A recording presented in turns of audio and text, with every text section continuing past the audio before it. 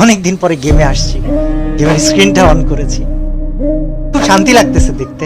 এবং একটা মজার বিষয় কি জানো, একটা সময় মনে হয়তো ভিউ পাইতেই হবে, একটা সময় মনে হয়তো টাকা কামাইতেই হবে, অনেক কিছু করতে হবে।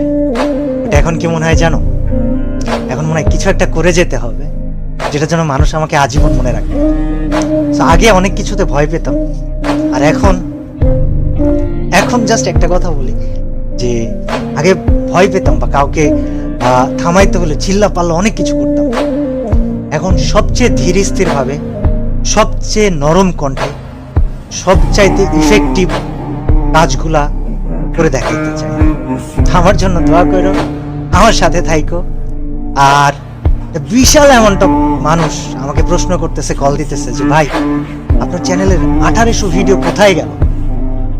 ওয়েল, কোথায় গেল কি হলো তোমাদেরকে বলবো না, তবে বিষয় হচ্ছে যে একটা পরিকল্পনা ছিল, আছে। আমার জন্য দোয়া করো যেন আমি পরিকল্পনাটা বাস্তবায়ন করতে পারি, এবং তোমরা আমাকে মনে রেখো আজীবন। আমি তোমাদেরকে আসলে অনেক ভালোবাসি, কিন্তু তোমাদের থেকে বেশি ভালোবাসি আমি আল্লাহকে। আমার পরিকল্পনাটা অবশ্যই থাকবে, তবে আছি আমি কিছুদিন তোমাদের জন্য, সাথে থেকো। আর অফিসিয়ালদেরকে আমি বলবো, আপনারা যদি আমার এই ভিডিওটা দেখে থাকেন, আমাকে খারাপ ভাইবেন। আমি কমিউনিটি গেম এটা আমার কাছে খুবই ভালোবাসার জায়গা। আপনাদেরকে আমি অনেক সম্মান করি, অনেক রেসপেক্ট করি। আর আপনাদেরকে না দায়িত্ববান হতে হবে। অর্গানাইজার্স, আপনাদেরকে দায়িত্ববান হতে হবে। স্পোর্টস প্লেয়ার, তোমাদেরকেও দায়িত্ববান হতে হবে। এবং আমি নেতা হতে আসিনি, কিন্তু আমি সবাইকে সাথে নিয়ে কিছু পরিবর্তন করে যাব ইনশাআল্লাহ।